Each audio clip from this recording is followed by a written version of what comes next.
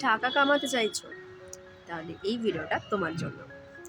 টাকা কামাতে চাও, তার আগে তোমার অ্যাটেনশন বাঁচাও। আজকের দুনিয়ায় টাকা সবার কাছে যায় না। টাকা যায় তাদের কাছে যারা ফোকাস ধরে রাখতে পারে।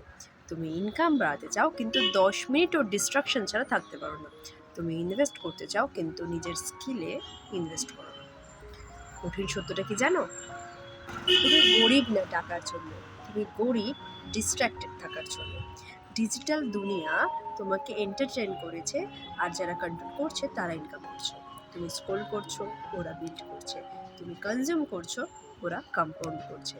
আজ থেকে একটা রুল বলছি, মন দিয়ে শোনো। অ্যাটেনশন আগে, স্কিল পরে, মানি তারপরে। মনে রেখো, অ্যাটেনশন হলো নতুন কারেন্সি, যেটা আমি আগেও বলেছি।